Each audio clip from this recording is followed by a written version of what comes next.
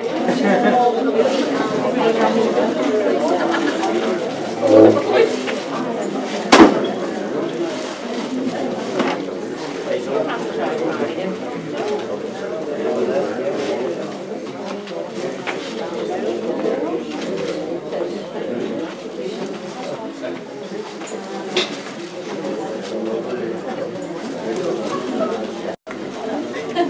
you.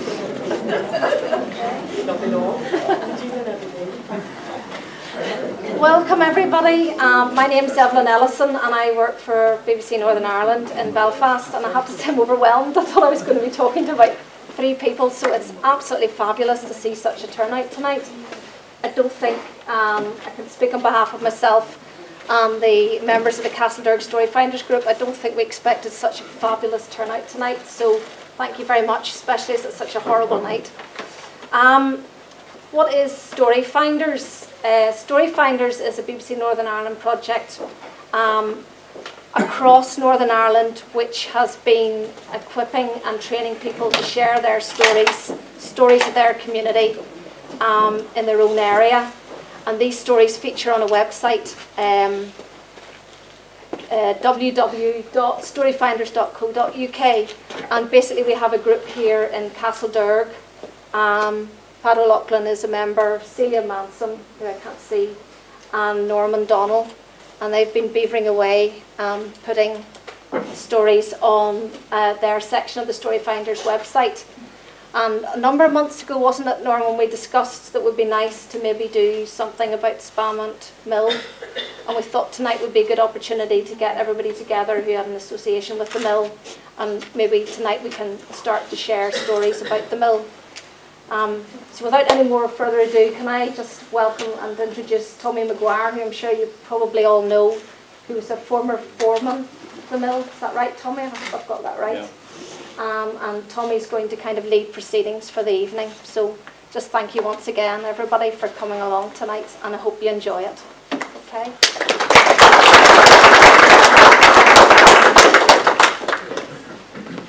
Well, is there anybody here that doesn't know my name's Tom Maguire? I'm sure there'd be a few that wouldn't know that. But I'm not a member of Storyfinders or connected with this programme with the BBC, but the BBC has asked me to do MC for the evening, which of course I've all been a worker in Spamont, and I would know a wee bit about the running of Spamont Mill. But we're very, very lucky this evening that the last manager, who was manager for more than 20 years before Spamont closed, we're very lucky that he has come down when I asked him to come down, Mr. James Crockett. So before James comes on, could you just give James a round of applause for coming down?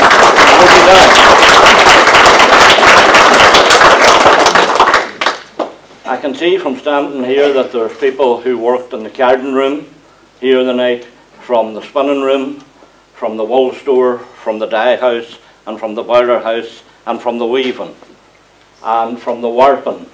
I have a wee film to show later on. Unfortunately, you never know these things until it's too late, but I was more concerned with the spinning room. There were 3 spinning rooms in Spamont, and Patsy Ramsey was the spinning foreman for a great number of years. Then Patsy fell into ill health, and although we worked on in the spinning room just on a machine as a spinner, he was a great asset to me if I came up with any problems, and a great help to me. I was a spinning foreman for 16 years over those 3 spinning rooms. Now, when the wool came, it came mainly, James will tell you this, but I just want to tell you my little end.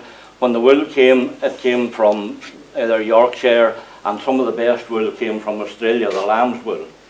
And it come and it went then into the tea, it went to the dye house, then it came back, it went to the teasing house, went to the carding room, and come over to the spinning room.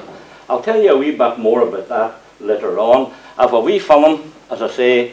On hindsight, I wished I'd have done the whole mill, but I made an old western film in 1973. I see some of the actors here now, and if I was making another one, there'd be very little makeup needed. But nevertheless, at that time, with the wee handheld 8mm camera, I took the spinning room, the carding room, the wool store, and round the main offices.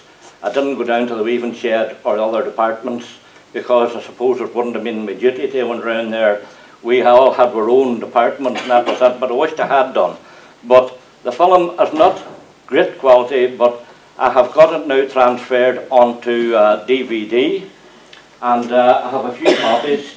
And if you want a copy of the film tonight, I've only got 10 in fact, because they were hard to get arranged and hard to get made. There was a BBC man actually done them for me. Anybody want one of those films, there'll be a £5 each, what it costs to make them.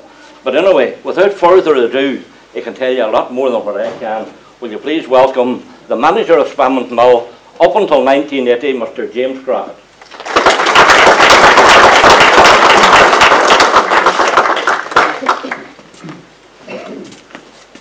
A very formidable crowd, to be honest.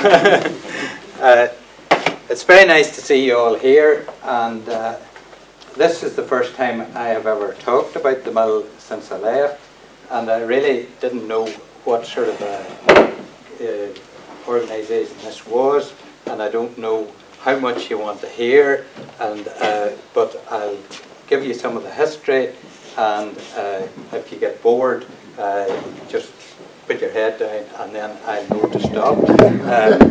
But the mill,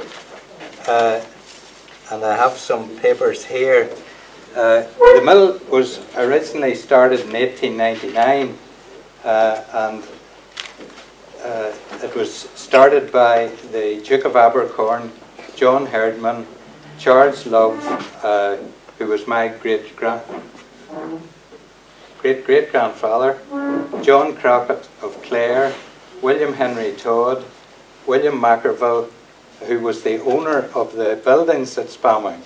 And the buildings at Spalmount had been originally a bleach green, and there was a family, Sproul, had come over from Scotland about 1650, I think it was, and they had about the third generation of them. They had a bleach green at Goland and up from Spalmount, and they moved to Spalmount and put the bleach green there, and for a time the bleach green ran, and then it changed to a spinning mill, and the spinning mill made ropes and cord, etc. And what happened, it closed, and this man Mackerville, who was actually a businessman from Belfast, he owned it, and he had the premises, and these gentlemen whose names I read out there, they decided that they would set up a woolen mill. Now at that time, woolen mills were being started. There was a woolen mill in Convoy, and there were various woolen mills throughout Ireland.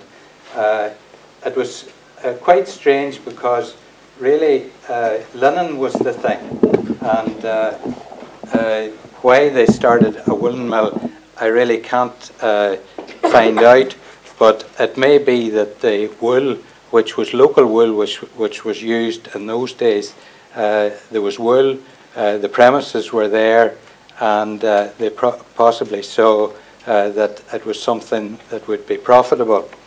The situation was that in the early days it was quite difficult because there was no skill in making the cloth and spinning the wool. So for 2 or 3 years it was just sort of touch and go whether it would survive or not. But it did. It came round, and by about 1917, after the First World War, 1918, it was actually going very well. And the situation was that during that time, and we have an old picture here, the original buildings would have been this bit here, and you really don't, that there's a 3-story building which would have been built about sometime in the 1800s, early 1800s, and that would have been the bleach green here out at the front, and this is where the work would have taken place, and then there was another set of buildings along there, so that between 1899 and 1917, these buildings were all added to the mill.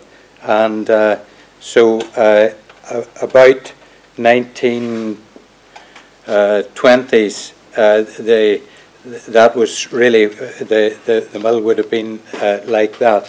That was the man Mackerville, that was his house, which is now gone, and that was the manager's house, which was built about 1915, I think it was, and also the foreman's houses up here. From that time, I noted on reading in one of the old minute books that the fabric was actually exported to places as far away as Germany, and because when the First World War broke out, they wondered if they were going to get paid for some cloth that they'd sent to Germany and Austria. So that was an interesting fact, because I thought it had all gone to the UK and to Ireland, and there was a lot of it went to Ireland. Then later on, when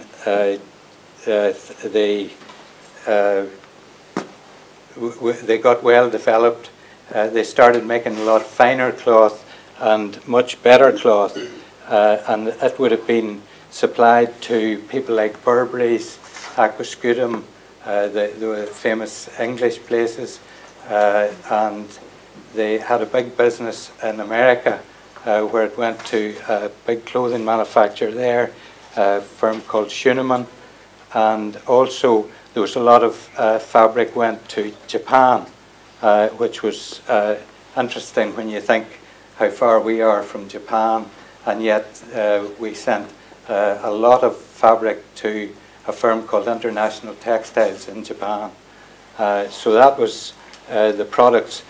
One of the other products which was made were blankets, and we made a very famous rug called the Abercorn rug, which was used for cars when they didn't have heaters, etc. And the rug business was very good, and it also, we had a big rug business in Canada. So those were the products that were made, and they really were exported all over the world, which was very good to for a place like Spamount, which was so far from other places. One of the strong points, I suppose, was, as I said, one of the directors was one of the herdmans, and of course they had this huge spinning mill at Sion, and they were able to give a lot of advice and help, and that was a very strong point in building up the skills. The other thing about the company was that it was based on the Scottish system, the Scottish mills and the borders of Scotland, and the type of fabric we made was very similar to the Scottish mills, and because of that we tended to get people over from Scotland to advise on or actually work on carding and spinning, etc. And I see a lady here, and her grandfather was a Scotsman, Dan Donaldson, and Dan came, I think, about 1905, and he lived to be a very old man, and he still had as strong a Scottish accent as the day he arrived. So that was one, and then there was Alan Gillespie, who was the designer and manager. He came from Scotland and did a lot on the design field. Brian Hazard was another Scotsman who came, and let me see. And then there was a man called Crombie, Robert Crombie, who was there as well before my father actually took over. My father would have started in Spowing about 1917, I think it was, and he was there until he died when he was about 65. That was in 1965. So those were some of the people who had a big influence on the work in the place. It was a village community because there were about 40 houses, and again you can see the houses. There was what was known as the wee row and the big row, and some across here, and then with the foreman's houses, and there was 3 houses over up the Drumnabay Road, and the people. So everybody who lived in those houses tended to work in the mill, and some of the names probably would bring back for some people memories of what went on. Let me see now which one. These are the ones which I remember more or less as a child. We lived in this house here before we moved to Rockwood, and the houses that I'm referring to are these ones along here. And the first one, there were the Foxes, John Fox and Tilly and Kieran and Moya. Moya was actually killed in an accident going from Bundoran, I think it was. And then there was Joe Stevenson, who was known as Joe the Carter, and the reason they had these names was there was another Joe Stevenson, and he was the finishing foreman. So he was, so you had Joe the Carter and Joe the Finisher to differentiate between them. And then there was Davy and Florrie Johnson in the next one, and then William James Reid, Bobby, Sally, Jackie, and then Johnny Donaldson, Ginny, Bertie, Olga, Mervyn, Joy and Werner. Sorry, Joy, for for using you so much. Let me see now, we had... And then we went up the what was known as the Wee Row, and you had the McLaughlins. The McLaughlins, and one of the things that was rampant in the early days, unfortunately, was TB, and a lot of people suffered from TB, and there was 13 of a family in the McLaughlins, but I only remember 2 of them, Willie and Dan and Mrs. McLaughlin, because the rest had all passed away, unfortunately, and it was through TB. And then the next house was Beck and Ellen McGee, and then we had Davy Reid, Louise, Vera, and then Mrs. Stewart and Lena, Sammy and Charlotte. And again, we had a couple of nicknames because there was Wee Lena and Big Lena. And Wee Lena was Lena Stewart, and Big Lena was Lena Reid. Then the Redmonds, Redmond McMenamin, Martha, and there was Desmond, Kathleen and Eileen, and Sam and Pill, and then after him the house it became vacant, and Albert and Sadie Reid, who we still keep great friendship with Sadie because she looked after our children when they were very small, and we still go and visit Sadie. She's well on in years now, but she could stand up here and give you a much better lecture than me, I can tell you. She knows everybody and who everybody was. And then we had Sammy Young and Helen, Albert Young, and then Albert and Sadie, and Jenny Stevenson. Then we went up to the big row, and you had Charlie and Bridget Ramsey, and there was Kathleen and John and Tilly and Joseph. And again, when you got to the Ramsays, there was Black John and White John to differentiate between them. And then the Reeds. And I was saying about places being started.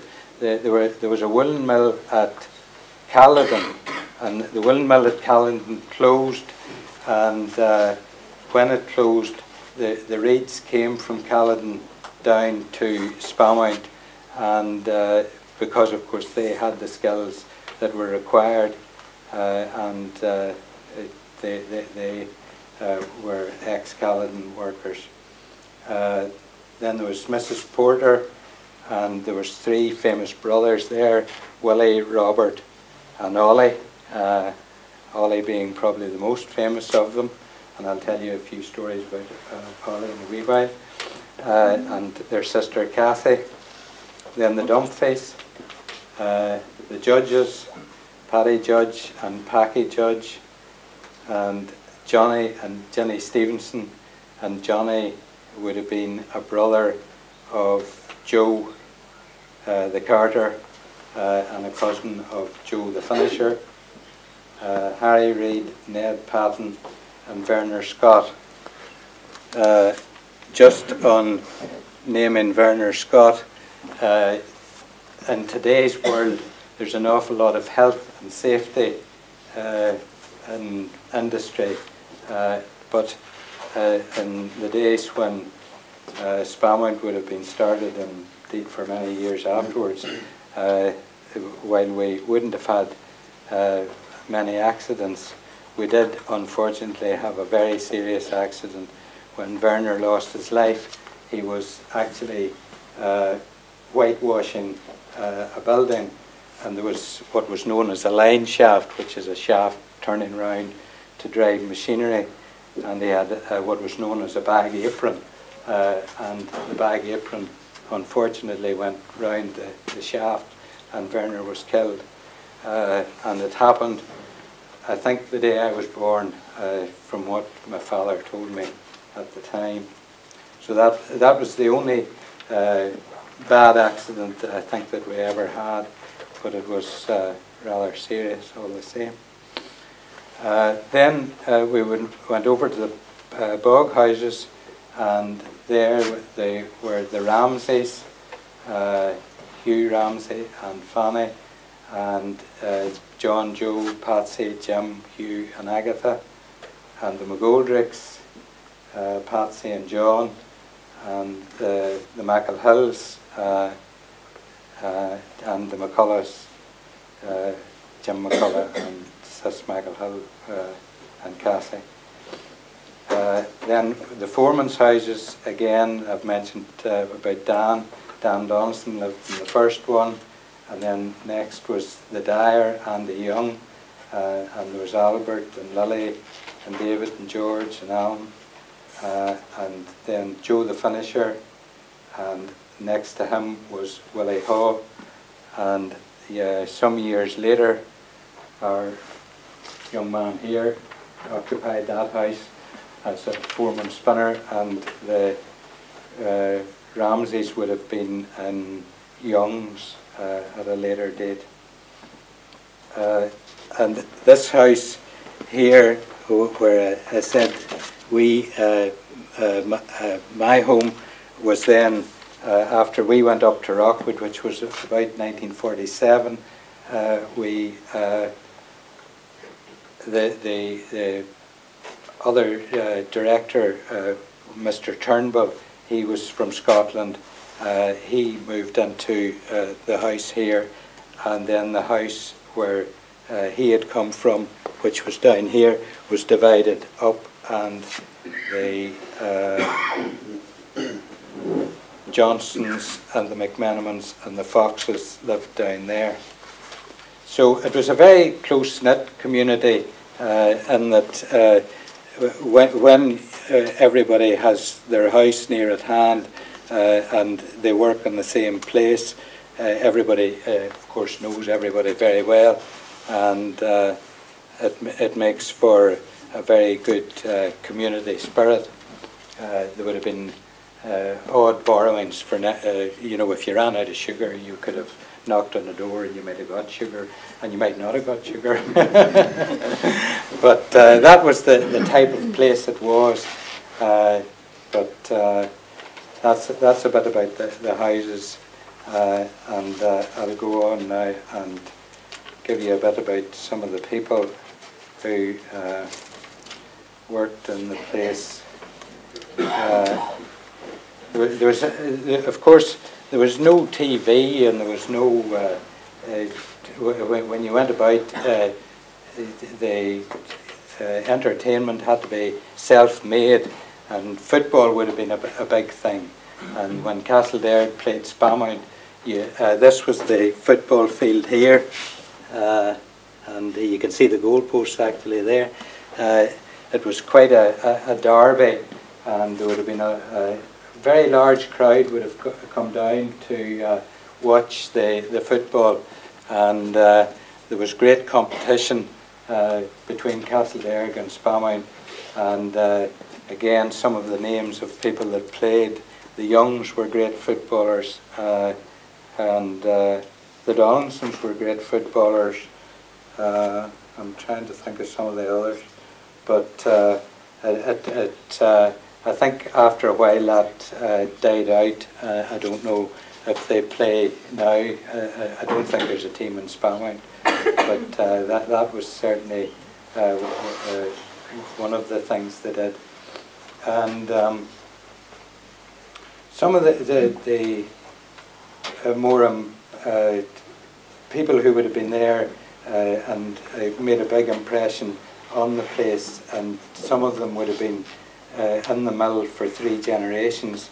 I've mentioned about the Reeds coming from Caledon, and the Youngs. There would have been 3 generations of the Youngs would have worked on it, and the McMenamins, and we have that photograph of the steam engine.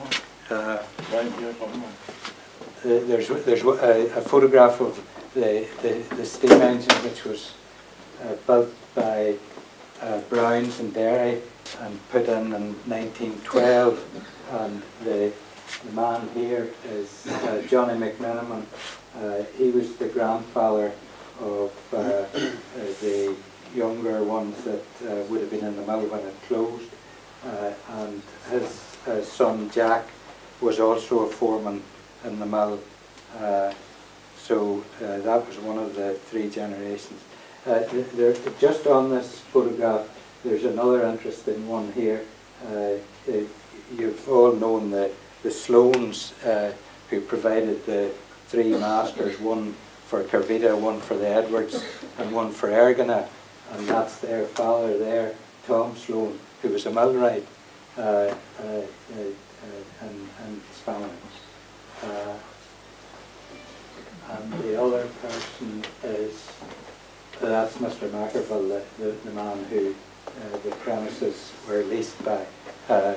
And that engine was put in 1912 to drive the place. I think they'd been using water power up until then, and then I remember that being taken out about 1947, because what happened then was electricity became available from the Northern Ireland Electricity Board, and of course it was much more satisfactory than a steam engine, and the drives, etc., were much better. We also made electricity actually from the river.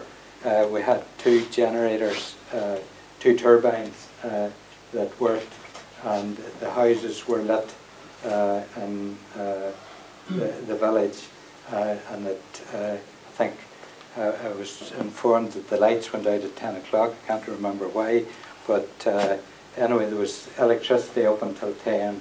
I think it wasn't always that satisfactory, because you were relying on the river, and when the river flooded, the generators didn't run, or the turbines didn't run, and when the summer came, it was difficult to get the electricity to work. But and I think I noticed Bert here. I think the Hueys had a small supply, and the Stewarts I think that's the only two outlying posts that it went to. So that's fine. Want to show it around? Yeah, I know.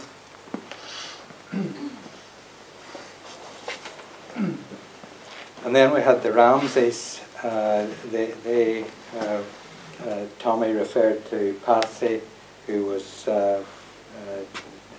foreman spinner, and his sister Bridie. She worked in the finishing room. She was a forelady in the finishing room, and there was Canis, and they were also a family. It was another branch of them where there would have been 3 generations. There was 3 generations of them as well, and I think those are the main ones that we had.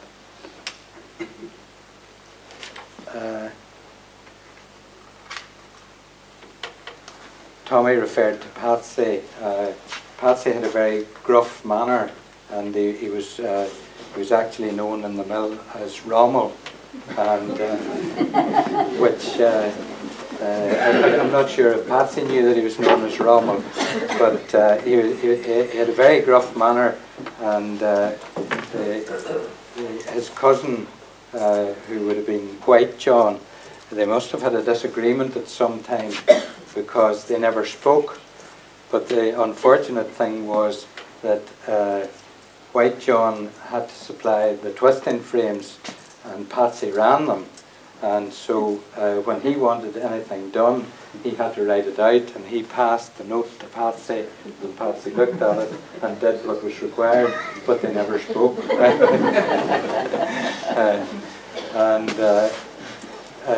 I also heard afterwards that this very dour man, when he got out to the pub, and he would have had a few drinks, and he was the life and soul of the party, and would have sung, and I think they danced to all hours. But he definitely had a totally different demeanour when he was in the mill.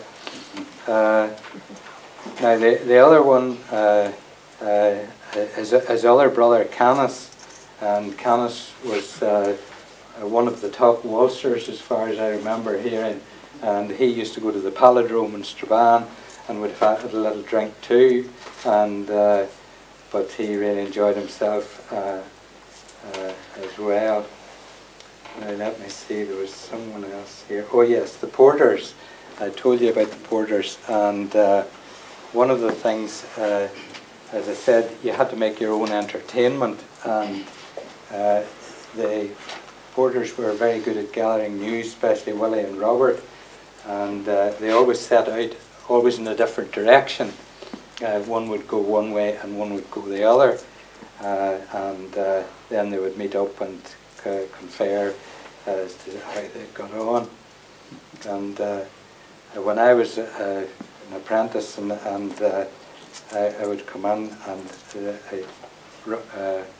Robert worked in the carding room, and so always on a Monday he always would come over, usually Monday afternoon, and he would say, "You were away at the weekend, were you?" And I hadn't said I was away at the weekend. And then the next question would be, "Did you go by Omagh?" So when I didn't say that I'd gone by Omagh, then he would say, "Would you been down by Strabane?" And so in the end he got out of you where you had been, and so that was okay. And we were talking about entertainment, but one of the things which they were very fond of was wakes, and Willie would have attended wakes all over the place, and he came in one day and he told me that he'd been at this wake, and he said that was one of the best wakes he'd ever been at. And I sort of looked at him because I hadn't been to many wakes, and I haven't been to many wakes. Anyway, he got up and he says there was 2 sorts of cake and 3 sorts of biscuits. So that was there was always plenty of humour around the place. The other one, Tommy, I got a great lot of ribbon in Portadown when Tommy had done his spiel on your place and mine, and some of my friends came up and said, "Was that you? Were they talking about you on the radio this morning?" And I said, "Uh-huh." And they said, "I thought that was you, you see." And they said, "Well, you're not have much talking to do down there, for when you hear that boy talking to you, he'll be able to talk all night." Anyway, Tommy had mentioned on the radio that it was a very evenly balanced community. We had a very Protestant and Catholic would have been fairly evenly divided, and I think that was probably due to my father, who didn't really think that he saw it as all people were equal, and that was how it was. But Tommy mentioned that there was no symbols or sectarian things, and I was saying to him today, because I worked in the carpet mills in Portadown, and I said, "Well, if you wanted to see symbols, you would need to go to Portadown, because I'll tell you in the factory there, although they're all removed now, we certainly had a lot of symbols." But there was a wee story I was going to tell you about. There was a girl here from Castlederg, Bridie Walls, and Bridie was a Catholic, and then there was big Lena Reid, and Lena and Bridie always took tea together. There was 10 o'clock tea, and that was a great time to get with your mates and sit and talk.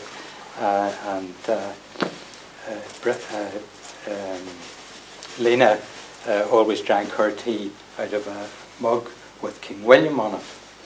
And so this particular day, Lena thought she would go Bridie a little, and she says, "Bridie, I'm looking at this here. I think King William's very like me. I'm very like King William." And Bridie didn't bat an eyelid, and she says, "I think you're far more like the horse." But they still took tea every day afterwards. I mean, it wasn't a big problem.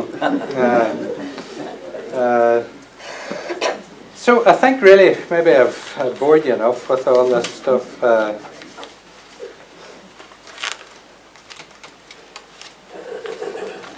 As somebody said, if there was any questions you wanted, I suppose the other thing that I haven't mentioned was the flood, and the flood was in 1970, and it was actually very devastating for the place, and I think we have some photographs. Sorry, Pass those around. The flood was actually, I was on holidays when the flood took place. I was in a caravan in Rossnyla, and with 2 small children and my good wife, and the situation was that it rained continuously for 48 hours. And if you've ever been in a tin can with for 48 hours and not raining, I can tell you.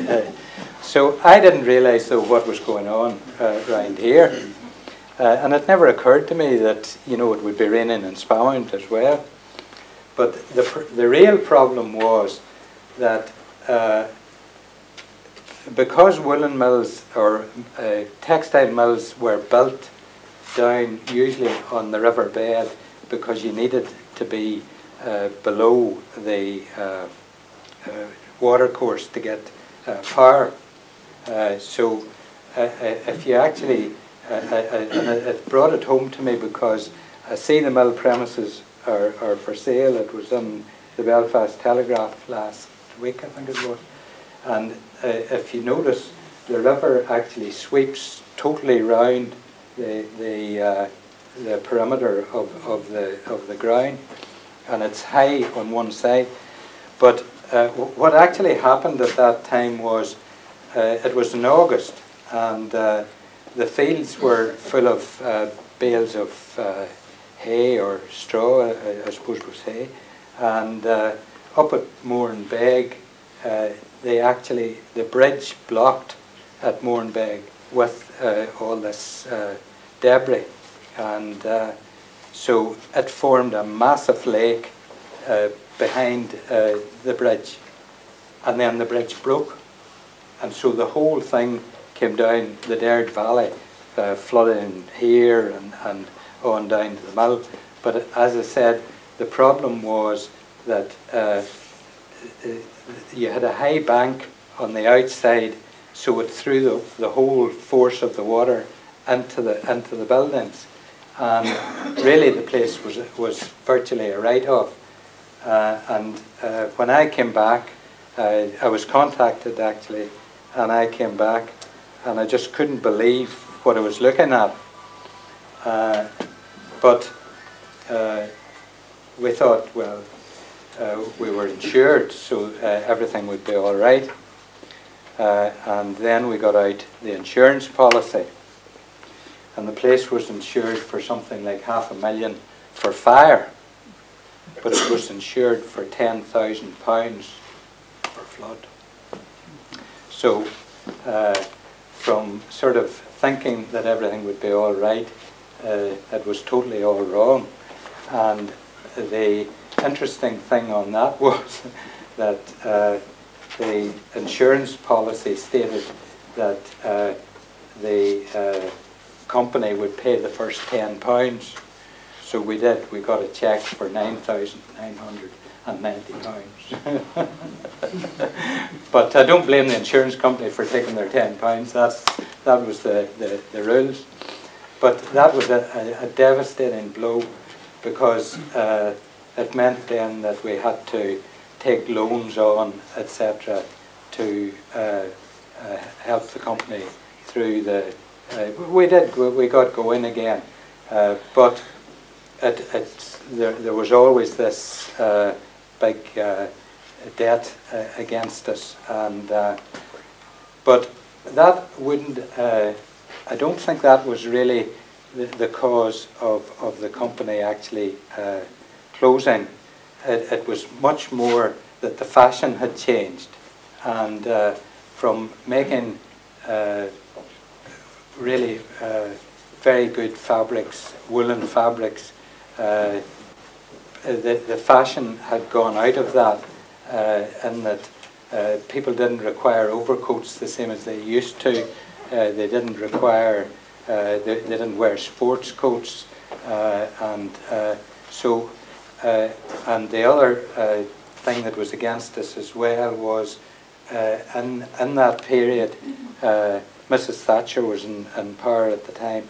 The pound was extremely high, and I think if I remember right, it was something like 280 was the exchange rate. So that was very much against exporting, and so it was. It was, to me, it was much more the change in fashion, and it wouldn't have made any difference, I think, in the long term, because all the mills in Ireland, in the north of Ireland, about the same time, all went out of business, and it really was a situation. Also, a lot of industry in the UK closed too. All the linen mills, etc. And again, I think it was a change in fashion, and that linen wasn't required to the same extent, or people weren't prepared to launder it the way it would have needed to be. So that was really what happened when the place closed in 1980, and so that was 80 years of production, and it gave a lot of people a livelihood for those 80 years, and I think many people liked working there, and certainly I enjoyed it, and it was a good place to be. So that's really all I have to say. Any questions for Mr. Crockett before he got any questions for him? Anybody like to ask a question? James used to sit beside me in school. I don't think we recognised each other in the start room there for a while. But Stuck still, come on, give me a name. Oh, Derek Laughlin. my Yeah. dad and your dad were good friends. They were, that's And right. I think I would honestly say, on behalf of everybody here, that you were lovely people to work with and for, and in the community here. And it was sad in this way that when things go the way that they do downhill, but that's life, but everything changes. But I'd just like to convey to all your own people our friendship and Well, thank you very much. considered the Castleberg over the years. Thank you.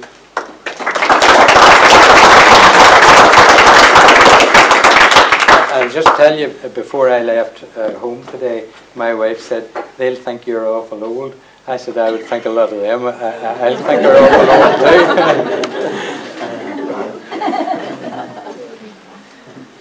This here is a suit a lady brought in tonight, made it from spam and tweed, and it's 30 years of age. I'll tell you a wee bit more about that later. All right, Jim. Any more questions for Mr. Crockett? Could you tell us about the water wheel, James? The original mill, I said about the Sproles, would I see now if I have this right. I said the Sproles came in about 1650, and it was about the third generation of them who moved down to Spamount, and they would have built the weir at Rockwood, or the carry as it's called, and the lade, and so they would have been the first people to bring the water right down to those buildings that we saw. You can actually see the lade comes down. That's the river there. And the lade comes down here and goes in, it went in there, and then it came out down here. That was the tail race down there. So they would have been the people, this Sproul family, who would have built the weir and built the lade. And then because the water was there, we were able to put in these electric generators. I never remember, I mean the wheel would have been gone long before my time, and I never heard my father talk about it, but it obviously was run up in this area here, and there the wheel was in there. Anybody else? Or is that it? James, was Spamount, was there a corn mill there before the wool mill moved down? Somebody? No, the other thing that I should have mentioned was the creamery was there. Where the creamery is now, where Muldoon's have Spamount Creamery, which was just beside the bridge. That was the creamery there. It's sort of derelict there, but in I think they must have moved to the bridge about 1920, and then that place was left vacant. The other thing that I should have mentioned perhaps was the tram.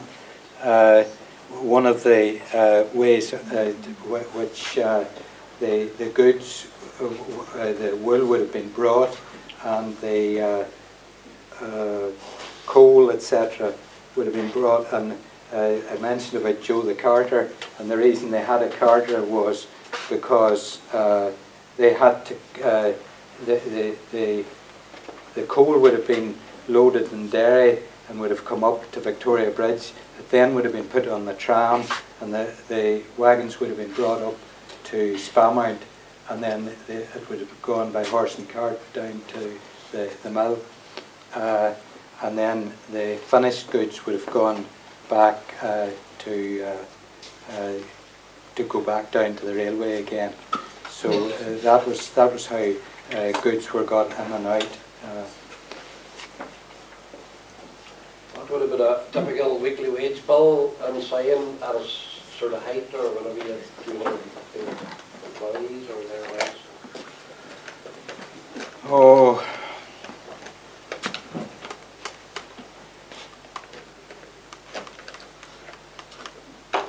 You don't have to answer it if you don't. no, it's actually, you know, I can't. The wages were not particularly high now. Tommy and I were talking about when he started a pound. He started £1 a week, and he and I started in the same year. I was more fortunate. I got You were getting 3. 150 of it?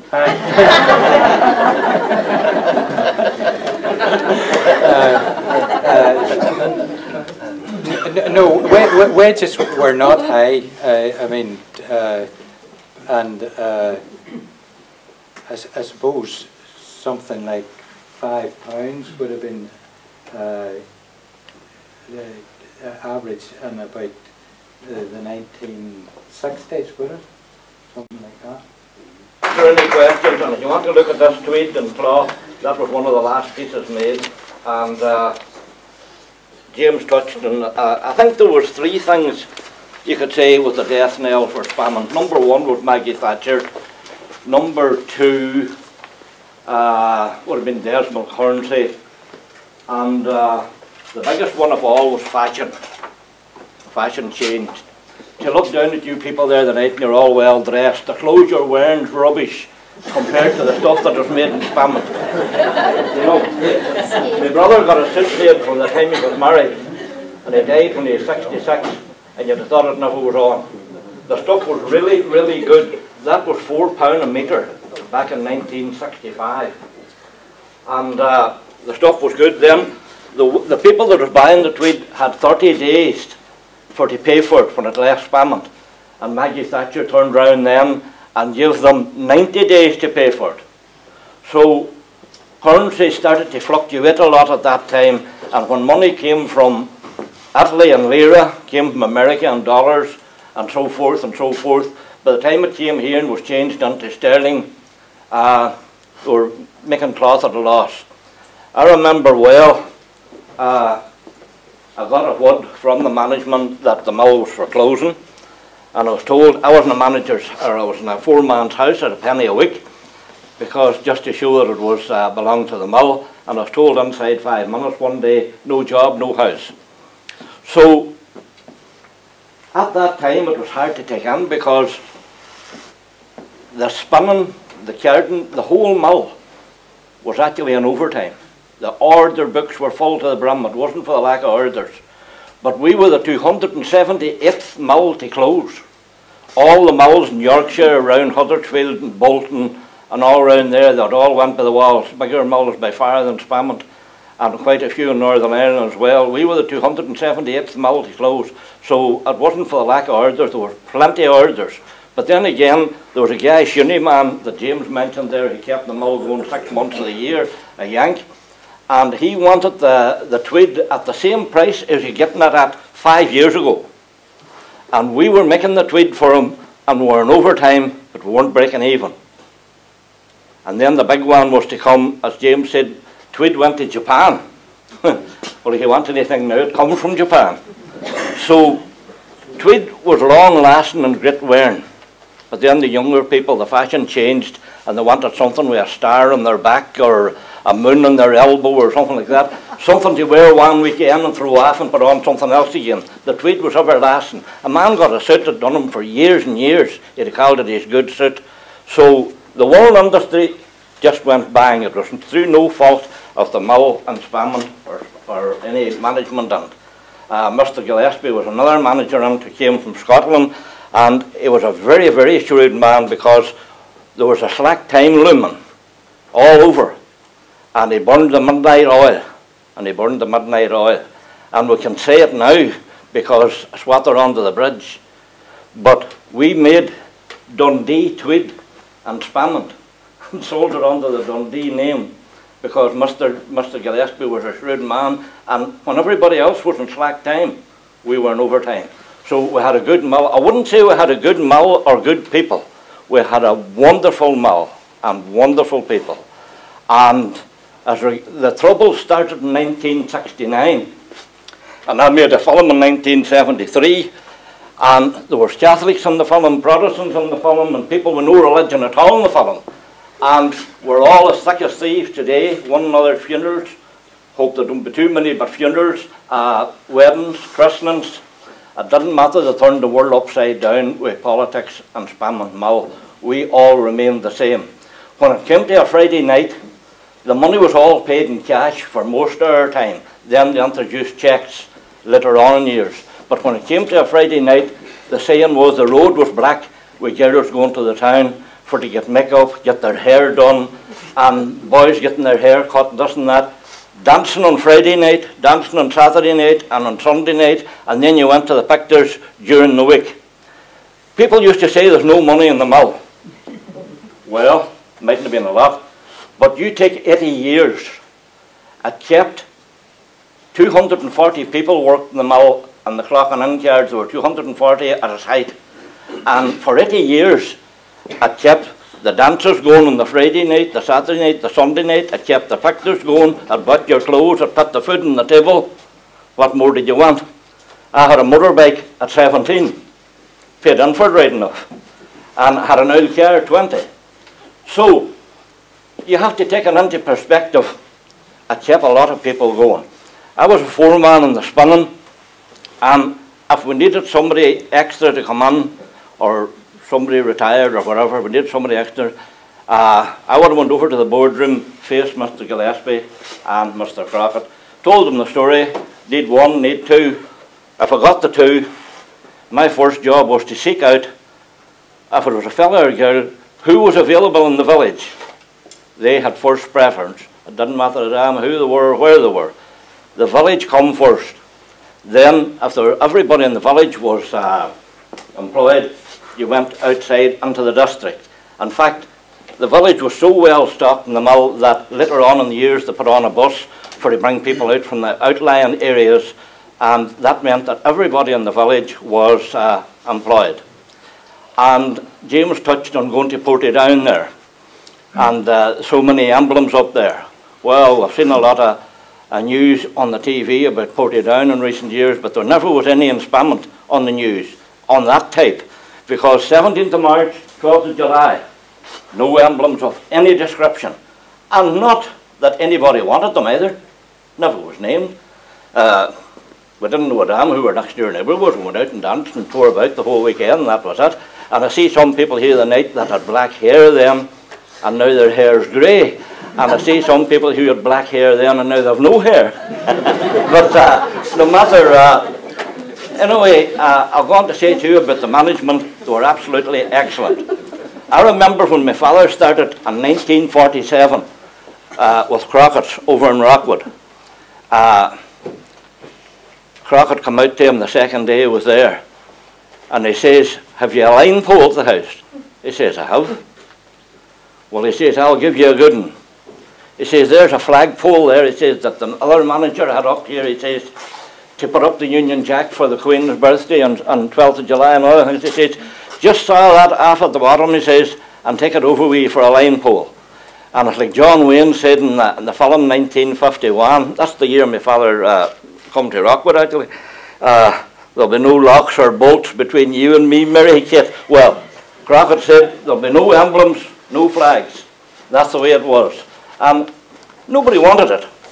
But now, you can be very dull chatting with that, but I remember, I'll not mention the families because it wouldn't be right to do that.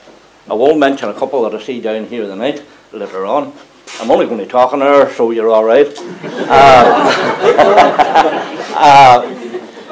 I remember there were two very big disasters happened with two families in Spanmount.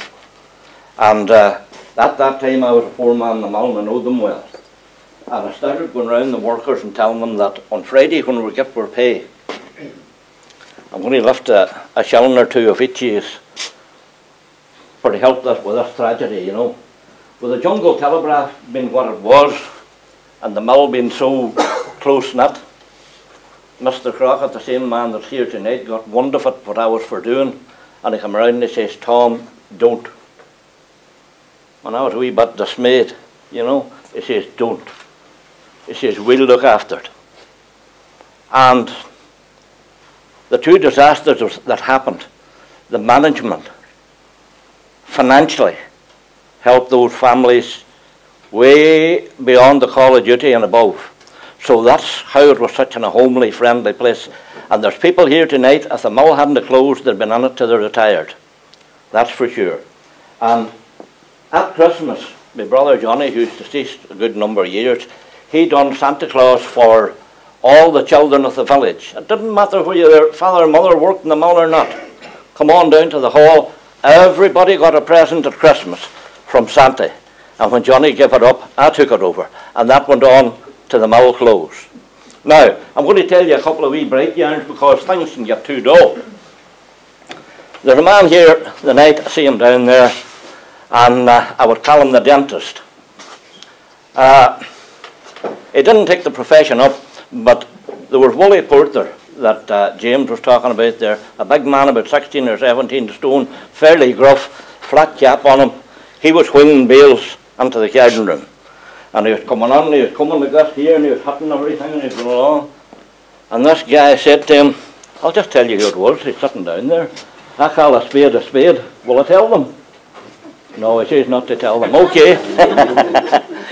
He says not to tell them. So he says, what's wrong with you, Wooly? Jesus, he says, oh, I'll do it for the toothache. You know. And he says, I'll fix it for you. No, he says, I need to get it out. He says, there's only a cure for it. He says, I'll take it out. You know. And this was true. And yeah, if I told you this here the night myself, you wouldn't believe it. But the man's here that done it, and James Crockett there is a witness. I remember James coming round the next morning. I wouldn't say like a bear, but he was pretty red in the face. This man reaches for a pair of old pliers. They belong to the fitter. And he says, open your gab. And he took off the cape. And he was a big man, and he leaned the way down, and he opened up his mouth. You know, like that. And your man put in the pliers, that was gospel truth, and he pulled them round the whole room. And at the finish up, he done this, and he took the double teeth and half of the gum with him. That is a fact. And it was near quitting time, and the next morning, this big man was never known to miss a minute at his work, because the next day he wasn't in. And the jungle telegraph again, James Crockett got to hear about the dentist. And he landed around with him in the garden room. And in his quiet spoken voice, he says, are you the dentist? And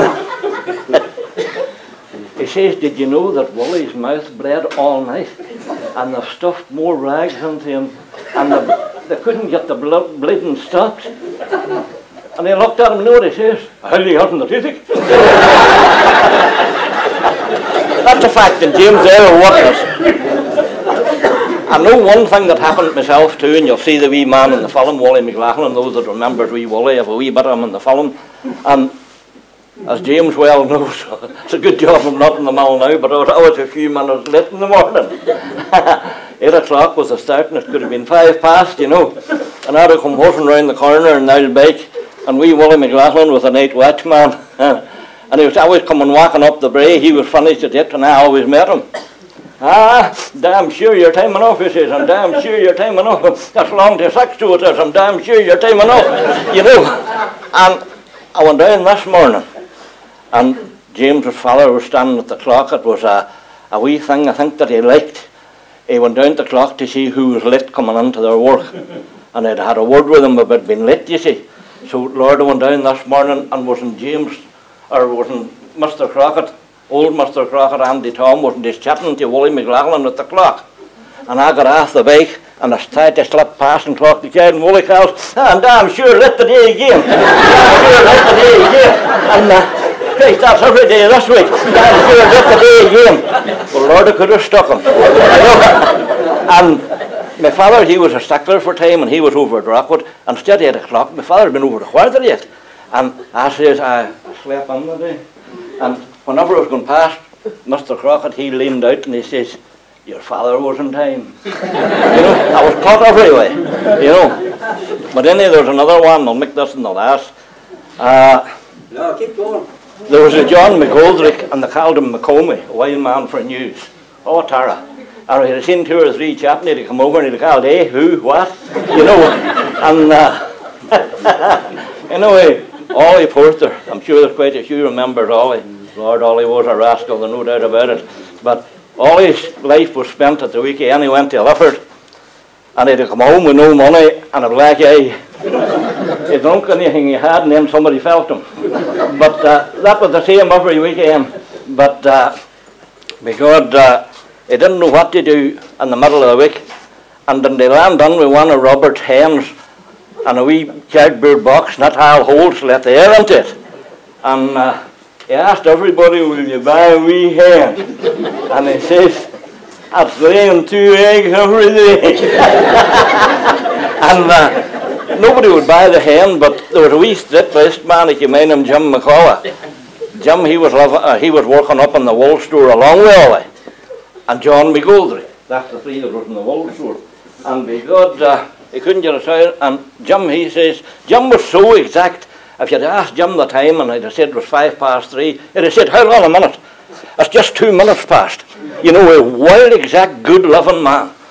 But Jim says, Ollie, if I thought you wanted cigarettes, I would buy the hen for ½ a crown. He says, it'll do me and Chassie for our dinner at the weekend. He says, if I thought you were going to buy cigarettes, but if I thought you were going to buy a drink, I wouldn't buy it. Lord, Jim, I'd be wild for a packet of Woodbine. And he bought the hen, Jim bought the hen. And Ollie was over in the toilet anyway, and he was a very, very quick, shrewd thinker.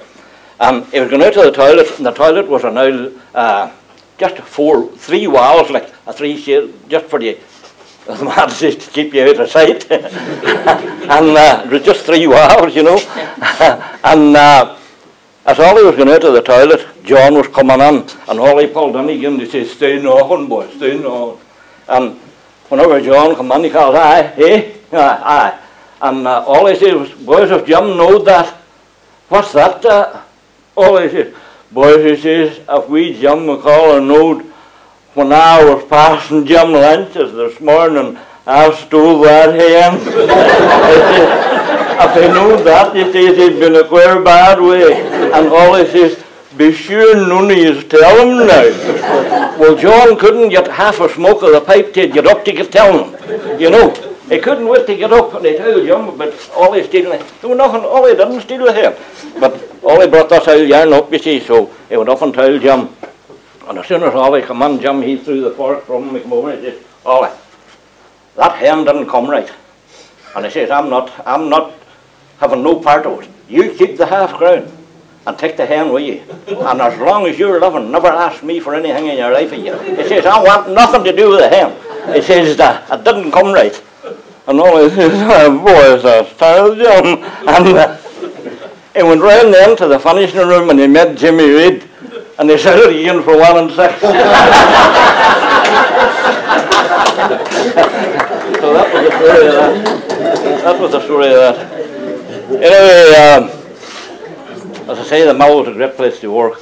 And there's lots of pieces of cloth and things up here, if you want to see it. And chatting about wages been small again. As I said, I kept families going for 80 years. Well, I see a few children here tonight, and their grandparents worked in the mill. They'll see them on the film tonight.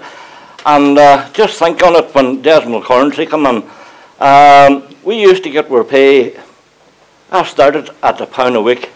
My first job was in the egg store. I was on, I think, nearly a year. Hughie Corrigan here, Hughes's egg store. And 18 shillings a week. And if you want to know what that is, girls, in the week, that was 90 pence a week. And I used to have to come home at night and put my hands into lukewarm water with bloody eggs with that cow, you know, but all day, you know. But my father come in one night and he says, "Cob, you're starting on the mill on Monday." He says, "I sure I'm in the egg store." He says, "You're starting on the mill on Monday." And that was it. So I says to Hugh Corrigan, "I'm starting on the mill on Monday." "God," he says, "you're getting on well here." He says, I don't like to see you go." And he says, you're not so bad and you never miss no time. He says, "You're on 18 shillings a week, you're in good money." And he says, "I'll make it 19 if you stay." Oh, says I, "No, I'm getting £1 in the mill." So that was the money. But our old pound, I used to get my money a 10 shilling note and then a couple of half crowns. And our old money, you remember the one black penny. If some here will give them to you tonight, they're 130 years old. The old black penny, 2 black pennies took you into the pictures on a Saturday. 2 black pennies. That's £5 to get in to see a film now. £5. So there was 240 black pennies in the pound. And now you need 5 of the ordinary pounds to get you into a film. 2 black pennies took you in them days. So things were cheap. My first petrol in the car was 3 and 6 a gallon. And 2 black pennies is less than 1p in the new money. So we're able to survive and we're able to live. And before you see this film, a wee bit of film I'm going to put on here, it's only dedicated to a couple of stores. I'd like to assure Mr. Crockett that there's a couple of bits in it that I took in the mill, and I don't think I was being paid at that time. It was out of hours, I'll say. It was out of hours. But in 1973 we made a wee film, a wee horror film, believe it or not. And I'll be showing that later on. And if you want to see the start of the Western, the way it's remastered and done with digital by Crystal Vision, from the BBC crowd in Omagh, they're all nearly done up. I'll show you 3 minutes after the mill film, for to bring you back some other night to see the whole of it, because that's an hour long. And I'm putting another bit onto it again for to make it a wee bit longer. And as I say, some of the boys are here tonight and I'm not needing much makeup for them. But in 1973 I made this wee bit of a horror film, and you'll see Ken Carr, a good friend of mine, you'll see him doing the part of the hunchback. So don't be alarmed at that, you know what I mean. And it's, and you'll see my brother Johnny, you'll see Andy Quigley, you'll see Lizzie Devaney, you'll see Albert Porter, you'll see about 18 or 20 that's dead.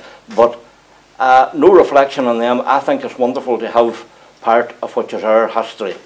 And again, I would just finish now, I'll put on the film now, and I'll just finish now by saying, what a wonderful life, what a wonderful time, what wonderful comrades we had in the Spam and Woolen Company, and mainly thanks to the management and James Crockett.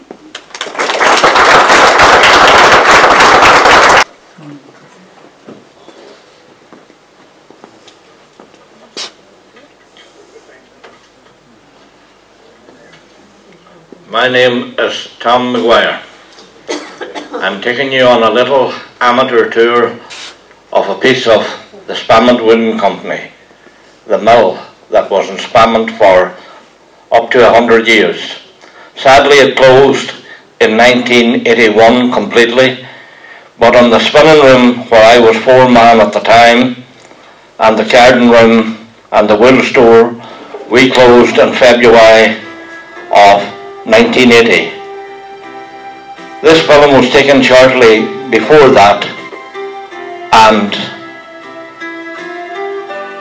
it may be a little amateurish, but I was only working with an 8mm camera that has now been transferred to video, but it'll give you some idea of Spam and Woolen Company. The road we are on now is the yard into the spinning room, where you can see the empty spools that belong to the spinning.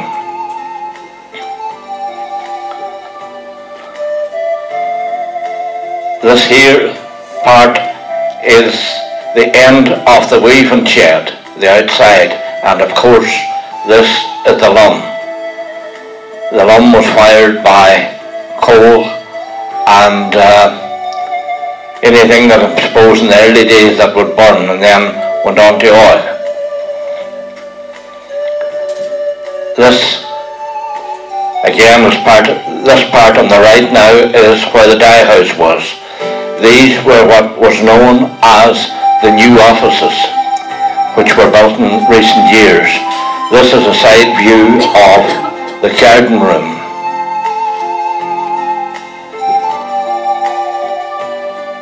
The garden room processed the wool into bobbins, which came over to the spinning room to be spun into yarn. Spalmond Woolen Company, registered office. The bosses of the factory, the management at this time, were Mr. James Crockett and Mr. Alan Gillespie. Mr. Gillespie, sadly deceased. James, a good friend of all of us and every worker in the mill, thankfully is alive and well. I could say at this point that there wouldn't be one single person.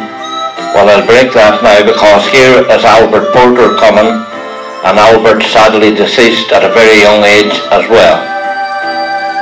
But what I was going to say is that the woolen mill, that was Mr. Gillespie's house there, one of the managers. He came from Scotland, and no doubt he was a good manager as well, because this is Mr. Brian Hazard's house, who was the designer. And I'm taking this piece of footage from my own house here, which was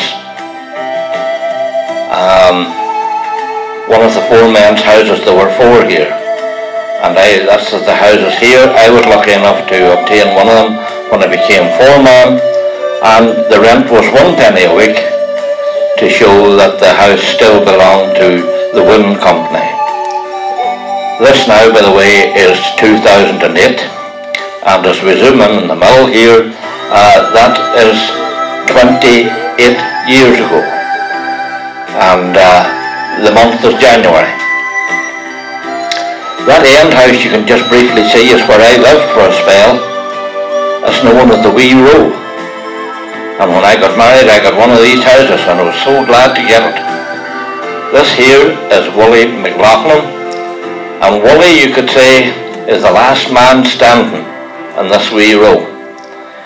Wooly was a night watchman for a great number of years, and a real character. Everybody knew and had a talk and had a laugh with Wooly each and every day. Wonderful character.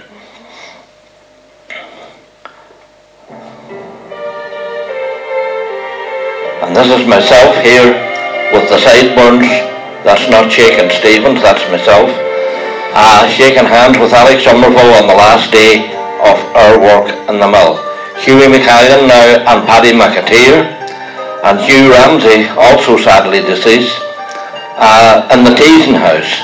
This is where the wool was mixed, blended, and put through various pipes, blew through various pipes, and you can see the assorted colours. Each colour was weighed for to make the correct colour of yarn that was needed.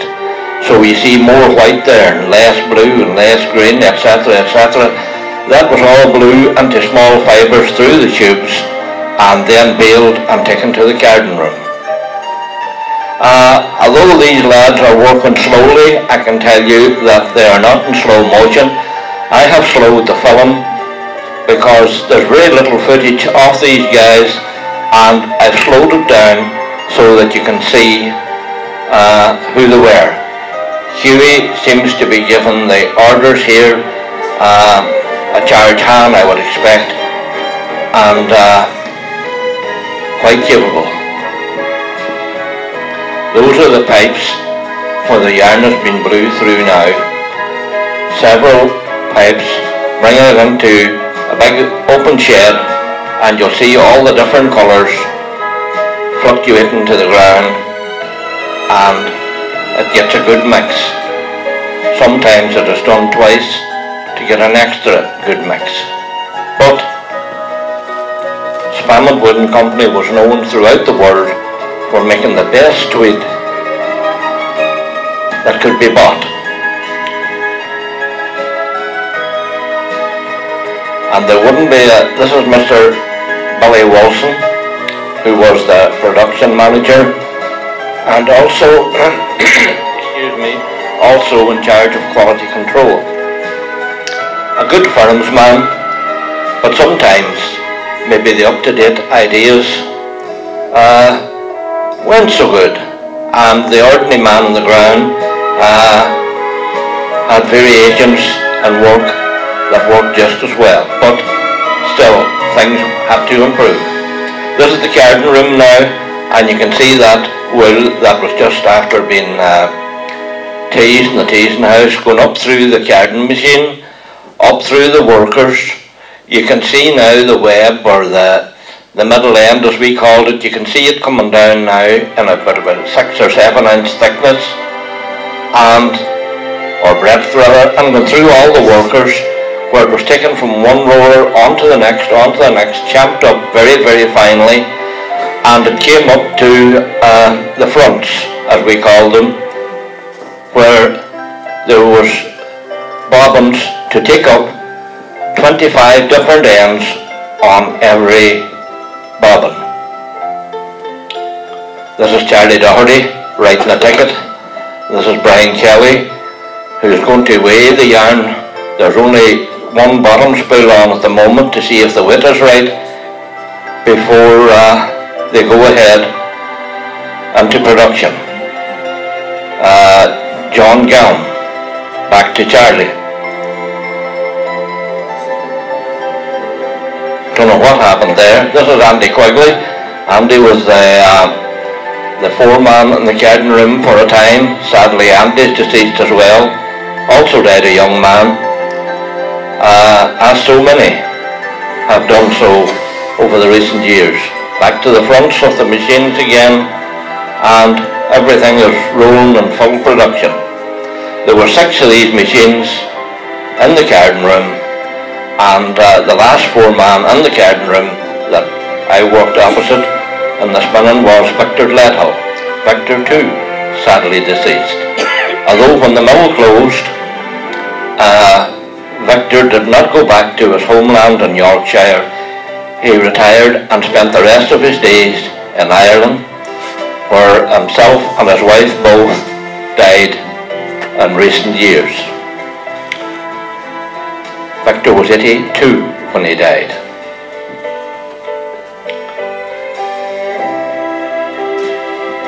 This is the spools left up against the wall for the guy in the truck to come, a wee small hand cart that was, not a driving truck, a wee hand cart to take them over to the spinning room.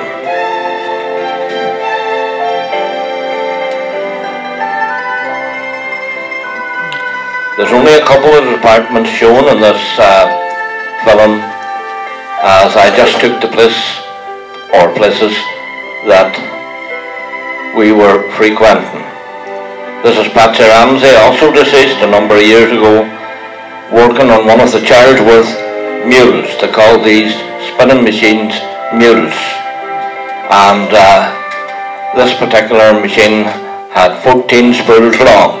And you'll note that the bobbins are winding up the spun yarn, and the bobbins go in. The whole part of the machine goes in to wind up.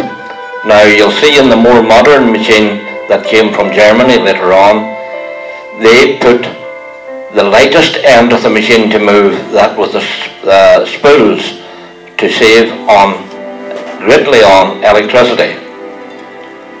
These are the big machines that were installed in recent years before its closure. Very, very big, long machines. They cost quite a handsome sum of money, and you can see the spools are running in and out the lightest part of the machine, running on rollers. This is Kenneth Kerr, who was one of the best spinners I had in the mill, and these machines came from Bremen in Germany. That's Ian Johnson, who was a helper on the machines, and Barney Gowan. Barney later went on to become a TV technician and has his own business, and to this day is doing exceptionally well. It also does outside and inside cameras, the lot. This is the front of the machine there you saw that switches on with a key. Very unusual for a spinning machine to switch on with a key, just like a motor car. They were actually like Rolls Royces, these machines. They never ever give up. You can see the cams here with the guards down now to show you the cams working on the Atlas Mac machine, which it was called, and the machines were on about 10 years at this time, or maybe more, and you can see how clean they were kept by the spinners. This is Rini Young working on the Conan machine below us that was in the same department, where our cops, as we call these, coming off the spinning, they would have put maybe 5 or 6 of these onto a larger cone to be made more readily and easily available to go to the wart machines. This here, you can just see the hands at the moment as Jean Martlin, sister-in-law of my own, working on the Conan machine. No doubt, younger days, but time moves on. Back to Ken and Barney on the 2 big Atlas Mac machines. As I've already said, they were a great addition to the spinning because they were just flawless. William Humphrey moving past with a basket, that's where all the cops and the iron went into. You can see several of them sitting about there, and we kept filling and emptying them all day long. That's myself with the sideburns in my own office in the spinning room, testing the yarn for weight, strength, feasibility of the lot.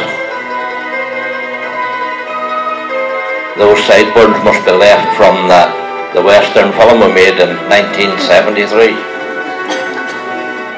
These machines were all different types of machines for testing the yarn to make sure that it was of the highest quality. And believe you me, it always was.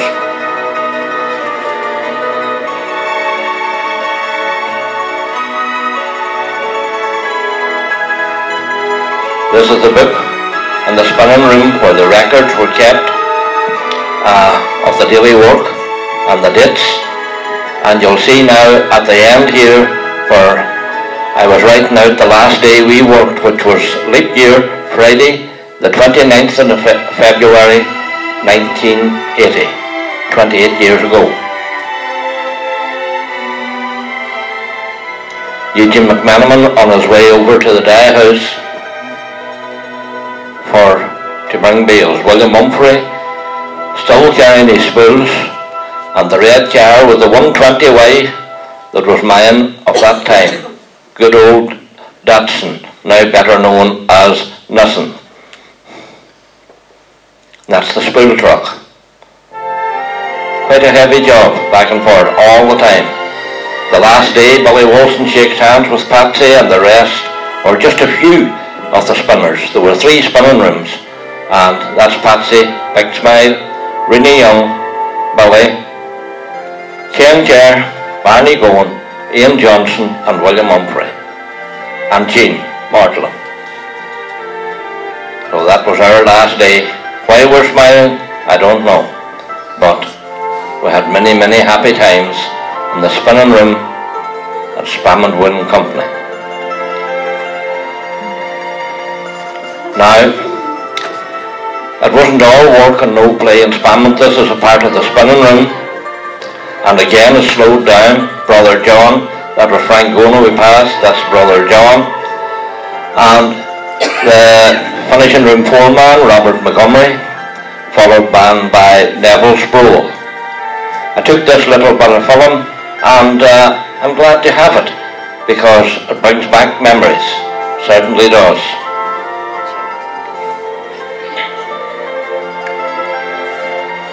And this is Desi Leo, who was also in the film, and maybe was practicing a wee bit here, I don't know. But he rolled the eyes in the film, and I think he had a wee practice here. although he said it was sore on him for some reason or other. Note the Spamont Wooden Company label, which Desi has attached to his coat. Certainly not bought in Spamont. But he was so proud of Spamont, he wanted us to believe that it was made in Spamont. Oh, sore in the eyes that. And it's some sort of a little hump. Things are rising with Desi at the minute. And here he tries it again.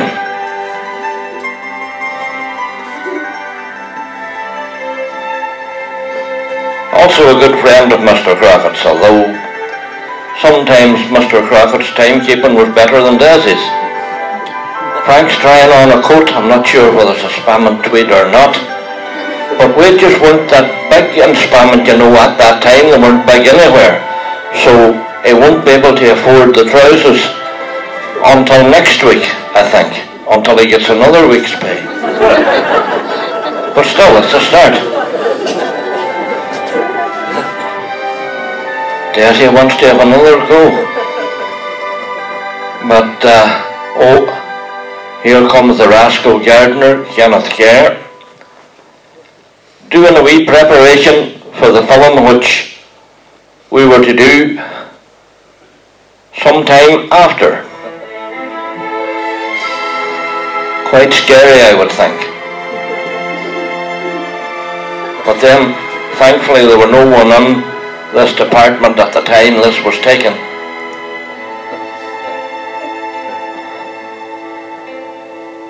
He has a go at Desi. It must be an Alfred Hitchcock production, this one. Now, this is where the people, the workers of Spamont, had a sit-in picket for to try and keep the mill running.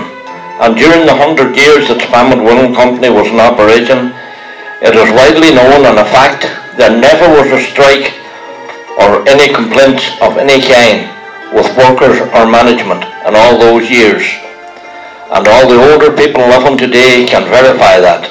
The management were exceptionally good and catered for everybody's whim, you could say, to have fair play for all.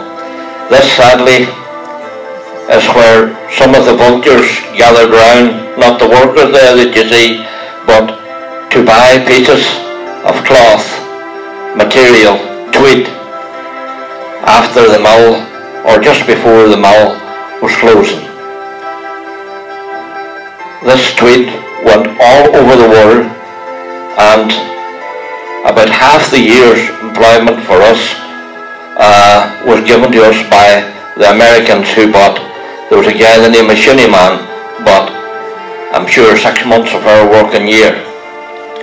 And even someone went to Tokyo, and then Japan and the Middle East and foreign countries. They started to make garments about 1/10 of the quality, but they were selling cheaper, and that was spelling the death knell, as you see there, for Spamont. That was a short clip there of Dennis McCrory, who came down and was on TV for to try, he was a councillor for to try and keep the mill open too, but it's like Mary McManaman here as well, it's like everything else. When a decision is made,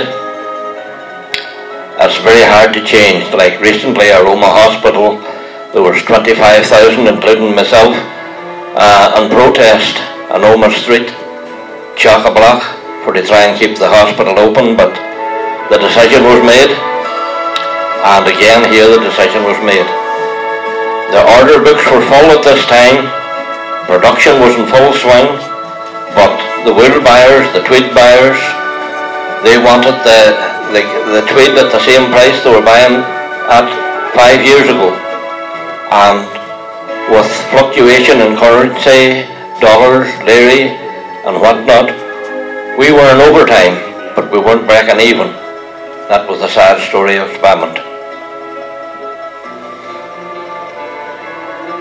So those those lines that you see, that's my brother John again, John Maguire. And you can see Lizzie Devaney in the background there, Pat Devaney, several others, Doris Young. This is a television clip that was done by the TV.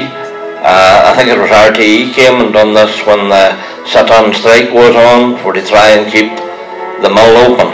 And they were all talking about the doom and gloom it would bring to all the lives in Spamont, where at its height at this time there was 240 clocking in cards in Spamont Mill, which was also going to take a big chunk of money out of the whole community, including mainly Castlederg, where all the shopping was done.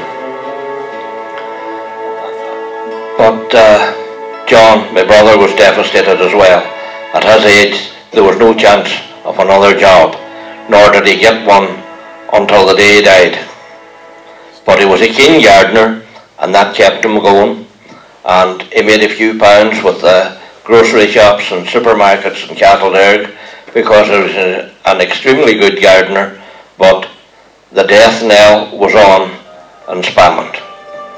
There was to be no turning back, sadly. Yes, that was an RTE report. So from all of us to all who worked in Spamont Mill, for all who worked in her, God bless and take care those who are still alive. Right.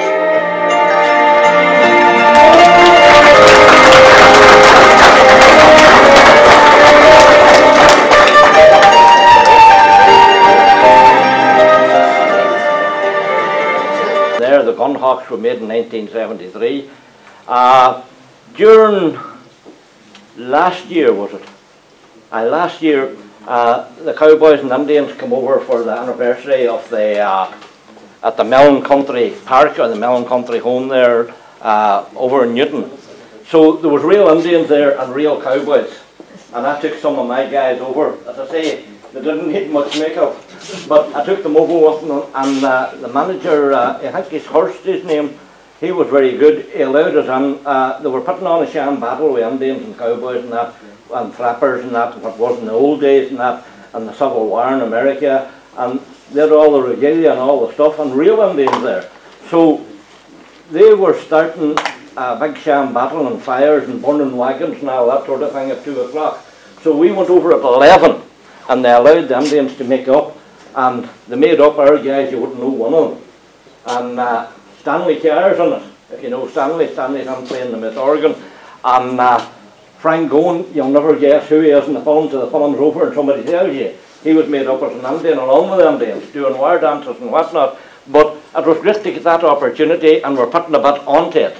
And I've also put a bit onto it about Victor Gledhill and the brother Johnny, Johnny Pollock and the Golden Nugget in Newton, and Desi Leog, the four that's dead on it. I put a wee tribute on to the end of that, so it'll be an hour and a half now.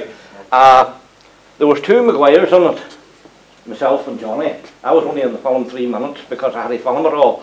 But just to have a wee bit in the film, I got the wife to film a wee bit, just like an Alfred Hitchcock thing. I wanted a wee cameo role. So I was only in it 3 minutes, and the whole film was an hour. And going back to the value of money and this and that, whenever I was making the film, this is a different story than the mill now, but it'll not take long. Whenever I was making the film, the wee film that went onto the 8mm camera only lasted 3 minutes, exactly 3 minutes. And it was £3.50 for the film. So that was more than £1 a minute for filming, more than £1 a minute. And then when you took the 3 minutes, you didn't get the 3 minutes where you had to edit it and cut wee bits out and that sort of thing. So you had just a good 2 or 2 1/4 minutes, and that was costing £4. Now, if you were making a film nowadays, it just shows you 30 years on. You can get a video now. A video will last 3 hours. Only cost you a couple of pounds. It'll last you, you know what I mean. So, and then I hired the costumes from Barnum's in London, and they came in boxes, and they were £9 a costume to hire. And if any of them had a pulled thread or was any dirt at all on them, you had to pay for them, and they were £170 a uniform. So for falling into water shocks and plodding through ditches and that, we had to make the boys up ourselves because we couldn't afford to pay that money. But the reason I'm telling you this, sometime now soon, about March maybe, I'll be showing this film, and I'll be showing it for charity, as per usual. And it'd be nice to see all the boys on it, even those that are dead, and the bit that we're putting onto it. And I have a good friend down there at the back, Crystal Vision, he's doing that for me. And it's digitally remastered. Now, I'm just going to give you a wee appetizer of what it's like. It's an hour long, but I'm only going to show you 3 minutes, and then I'm putting it off.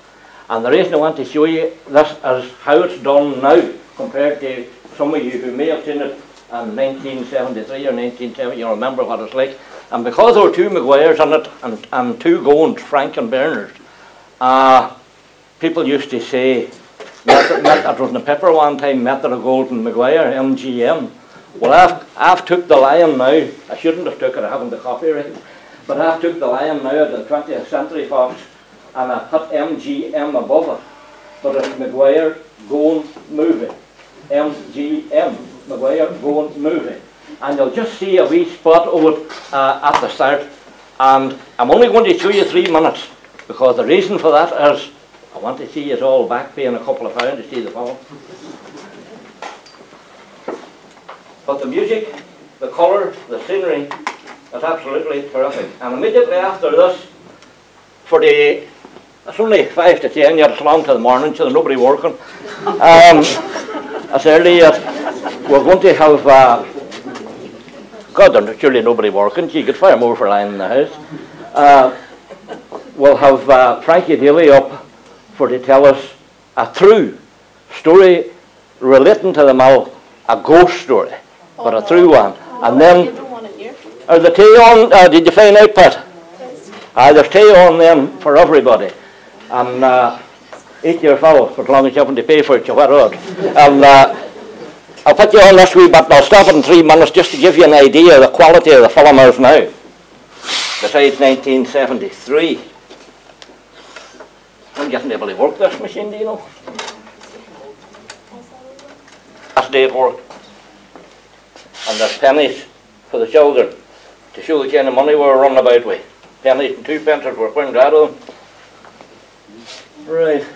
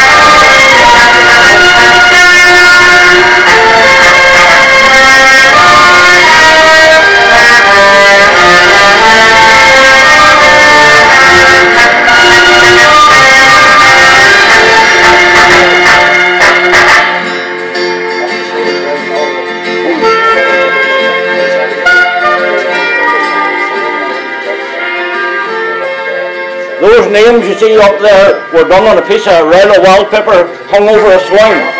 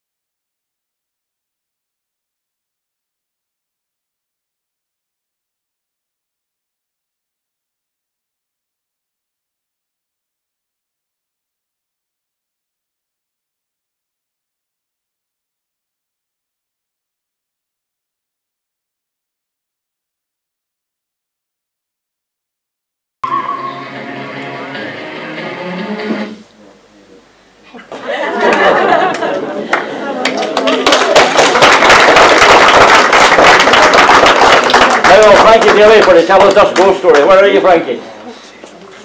Frankie Daly? You're going to the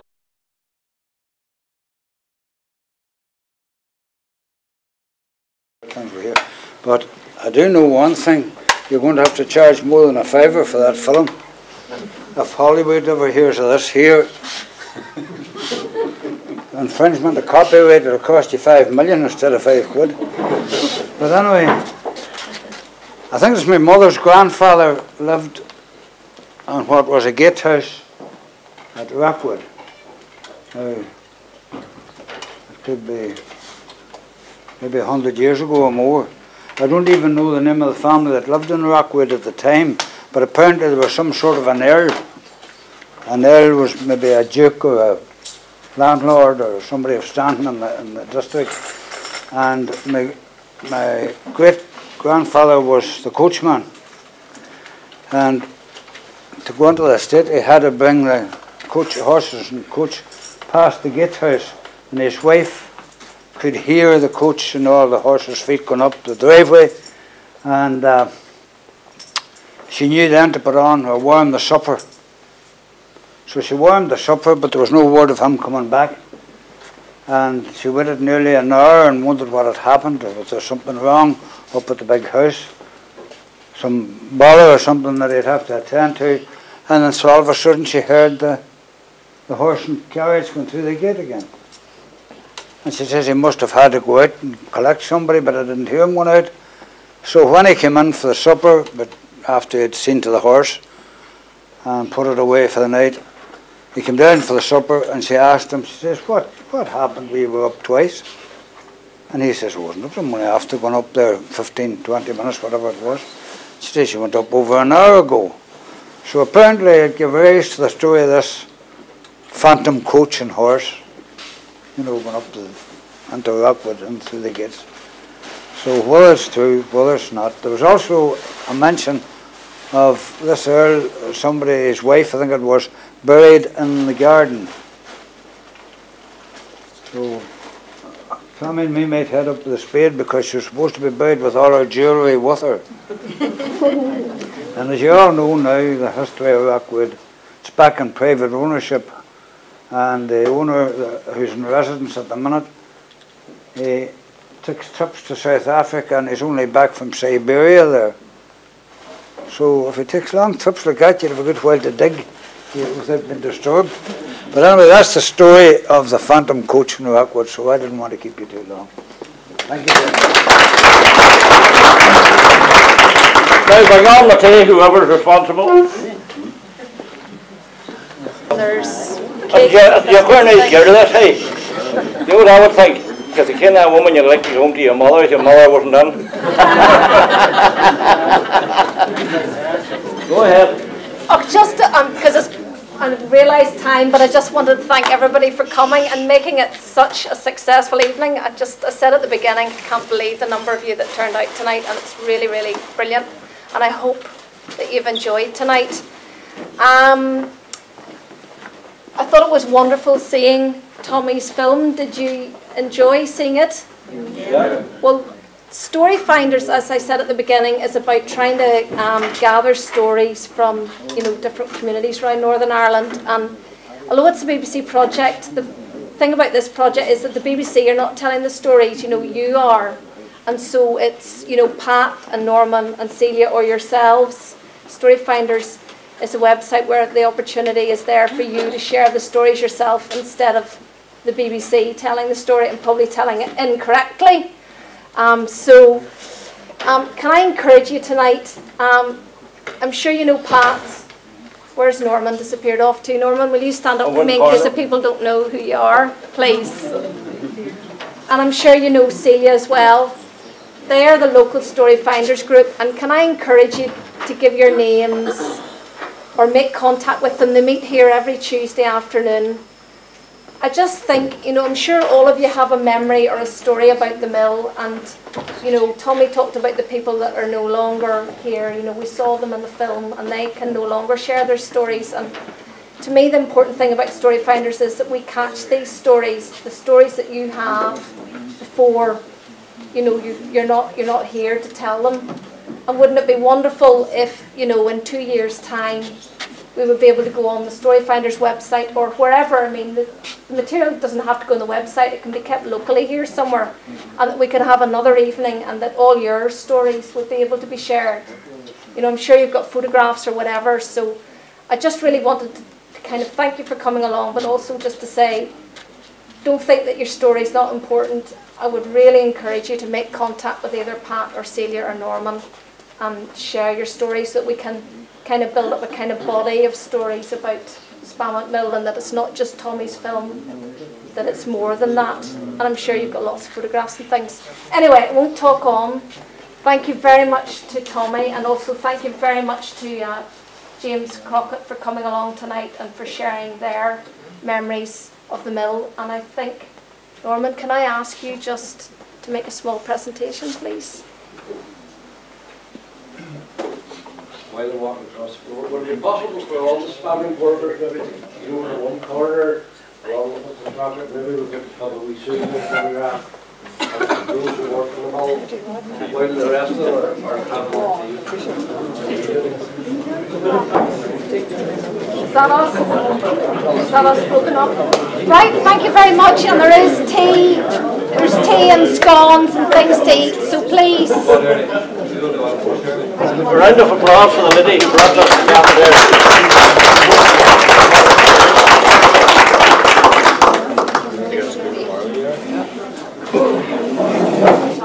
Okay, if you just make your way up to this corner, we'll try and get organised. Spalmont workers. Some are okay. If some of you felt like that would be good. Right, Harry, up on the feet. On you. Right, Marianne, you'll need to get over what's in your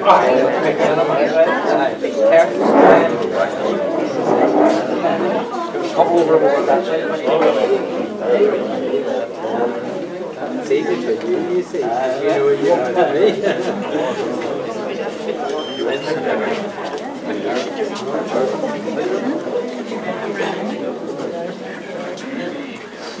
Right, Sam Adams.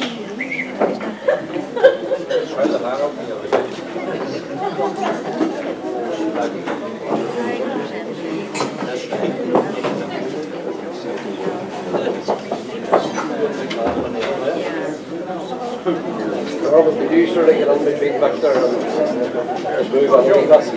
Overlap with us? The workers.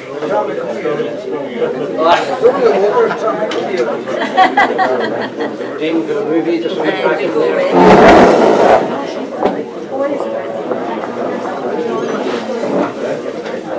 No, you didn't.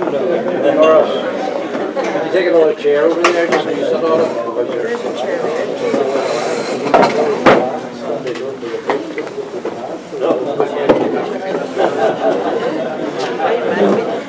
Right, Sam, move a wee bit that way.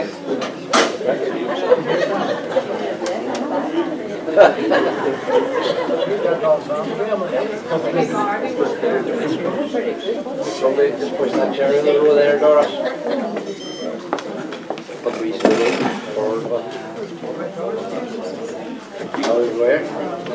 Where is the MDE guy? Sometime in night, Norman. Where are you? Oh, there he is. Okay.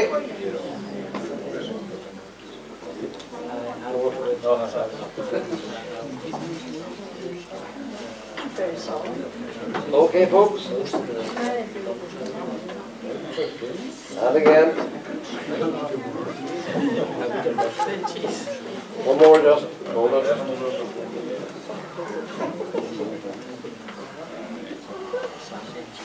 And again.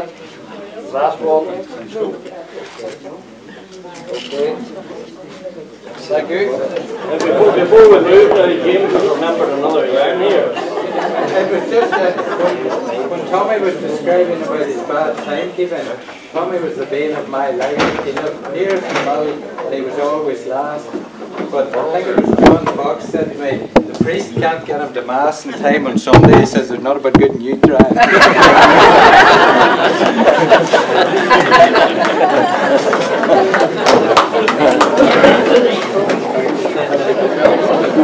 Anybody wants a wee video of the mill? They're £5. That's what it costs to make them. There's only 10. Not doing Harry. Oh, I know why. She had the flu last time, remember?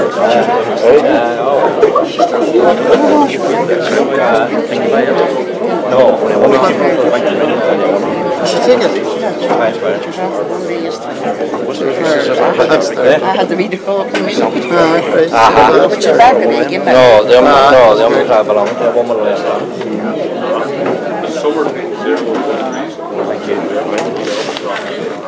Anybody wants to eat keepsake what they saw on the film? That's a £5. That's what it costs to make it. There's only half a dozen of them.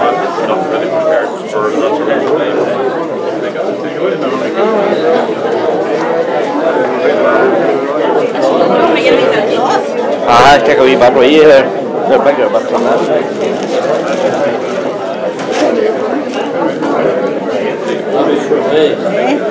If there's someone for your family to look at when you're born. That's right, aye. That's right, aye. That's right. Change, Tommy. Aye, mate. Oh, she made it. Oh, I thought you got there, wasn't it? Oh, that's tough. Thanks very much.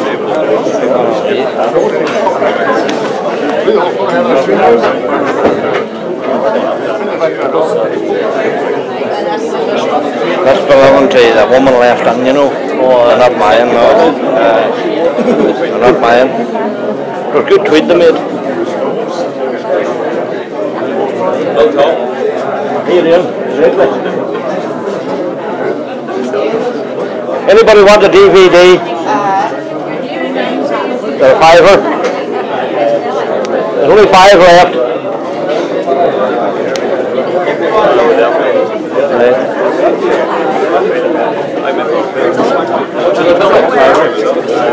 Good man.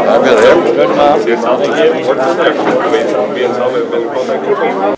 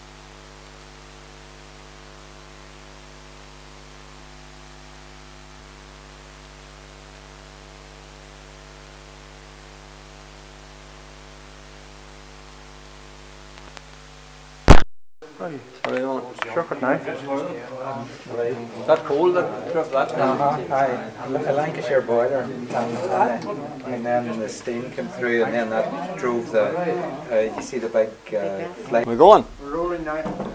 I believe you have some stories about one of your employees called Ollie Porter, James. Aye, Ollie was the youngest of the three Porter brothers, and Ollie was always a very wild character.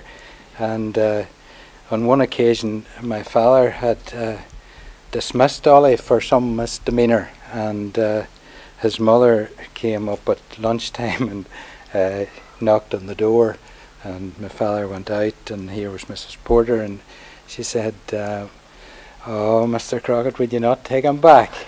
And he says, no, I'm not taking him back. "Oh, please, would you not take him back?" And with that he says, "Would you guarantee?" "I'll guarantee nothing," she says. He says, "Send him down." Well, I believe Ollie was always in trouble. Ollie was always in trouble, and the other one was he was very good at smuggling, and smuggling was a big part of life, and especially after the war, when things were very difficult to get. And Ollie would go to Lifford, and he would get loaded up with whatever necessary goods had to be transshipped. Yes. And then he would get a bottle of stout, and he would get the stout all around his lips, and he would come to the customs and he would put the lips up towards the glass in the customs place and pretend that he was drunk, and he would have the bottle flowing back and forth, and then he would produce a small bag of sweets, and he would ask the customs man, "Would you like a sweetie? Because I've been drinking." And the boy would say, "Get on through, get on through, get on through." And Ollie could always get whatever you needed. There was no problem, and he never was searched for the customs men at all. I believe that he sometimes he'd be short of money and he would like to draw out his pay before payday. Oh yes, he would have done that now, and they were always fairly good about that. The only brother was that Ollie would have nearly had more than a week's pay out, and you used to have to put a clamp on him for that. He'd have nothing left for payday. Nothing left for payday, and maybe for the next week would have been. But yes, there were people would have done that. I remember on one occasion there was another one, Black John Ramsey, and Black John also would have had a wee problem, and that he would have gone away, especially at the holiday time, and the first thing you would have got would have been a phone call. On this particular day he was in Newry, and it was a post office official was on the phone, and I answered it, and he says, "There's a man here wants to speak to you, and he was wondering if you would send him some money." And I said, "And who's that?" "Well," he says, "I don't know his name, but I'll go out and get him." And here it was John, and John was completely broke, and he was wanting us to send money to the post office so that he could draw it out and get home. and get home. So there was a lot of cases like that where you had to help and keep them on the road if you could. Mm-hmm. But no, there was some of them. No, it was hard work keeping them on the road. Mm-hmm. Well, thanks very much. Okay, James, for right. another story for the story finders. No problem. You were on there about the lending of the money, and it's a wee short one, but that was your father, goodness rest him, and Ollie met him in the yard, and he says, "Mr. Crockett, will you do me a wee favour?" And what is it, Ollie? He says, "You wouldn't lend me £1 to Friday." Well, he says, "We're not accustomed to doing that." But he says, anyway, if you go over to the girl in the office and tell her to give you £1 and tell her I said so. And he says, "You know, Ollie, it'll go to your wages on Friday night." That's grand, you're a gentleman, you know. And about Thursday the following week, he'd got hit about Lifford. And he's coming with a big eye, and he met your father again, and he tried to hold the hay, you know, and your father pulled the hand down. He says, "You were at it again." And Ollie says to him, Mr. Crockett, will you do me no more favours, Ollie? He says, Cal, I want to say to you is, would you tell the wee girl not to take the pound out of my wages this week, but be sure and take it next week? Tell me, go on, tell us one about the cards and Cassie's and about the pig. Oh, the hen? No, the pig. Remember, Ollie got the pig and he let on. There were 6, 7 pigs when he went home to the house. Oh, aye. Remember, Huey came running in and he says, "There's a wee spoony pig." Oh, aye, Ollie brought the soul of pig. And South Farm. Oh, you couldn't have better. But remember, Ollie had lost all the money at the card and he was sitting looking into the fire. And Huey came in as a young lad. He said the farmer, he was helping the farmer and the wee spoony pig. He told me. I can't remember now, but... And all he was doing the dogs because he lost all the money, he couldn't join in. Huey came in and was telling the mother about the pigs and the sow having the pigs, but there's one pig over. A wee spoony pig, and all he said was out there and started to break into motion, and he said, "Can you still get that wee pig?" And I accused us, I'll run up and get it for you, and all he got the wee pig inside the and headed up home. At that time everybody kept pigs. That's right. And there were 6 pigs and all, he put this 7th pig in along with them. Robert. And he went in and told Robert, he was trying to let on he was doing a bit of work. I checked the pigs, the 7 pigs are doing well, and of course the argument was up then, no, there are only 6 pigs. And all he got the argument going, and he said, "Bet you 5 or 7 pigs." And checked the pigs and cheered up, and there was 7. That meant all he had 5 to get back to the pub the next day. But he ran out of money one night too, and he says, "There's no money," and he's sitting at the fire, and they said, "There's no good to crack without Ollie." So Ollie says, "I have a big laying hen, another hen, you know," and he says, "I'll put her up for the showing the man." And it was partners, they were playing partners in 25, you know, but wasn't it partners with Tommy Gone, Bernie and Frank's father, you know. Yeah. But Tommy Gone was getting the full of his hands out of good yards, you know what I mean? Yes. And him and Ollie won the hen, you see, and Ollie had 8 shillings for the hen. And he looked to the big guy and he said, "We'll split the money, Thomas." "No," he says, "I was getting the full of my hands of good yards on it." He says, "I'll just take a hen, we'll play out for it." And the 2 boys played out for it, and Tommy Gone won the hen. And Ollie had 8 shillings in his pocket. But he says, "I'll leave it on Wednesday night, Wednesday night, no hen. Friday night, no hen. Wednesday night again. Tommy was lost and went to get it. I'll be sure to leave it on Sunday. I'm laying 2 eggs every day, and Robert doesn't leave the fire. And come to Sunday, Tommy says, "Did you leave it on Saturday?" Never up to Tommy, I said, "Oh, Saturday, do you mind the big hen Tommy won?" "No, out yesterday morning." "And what do you think? The big hen was down with the stamper." He had me with it. I'm not saying what Tommy did.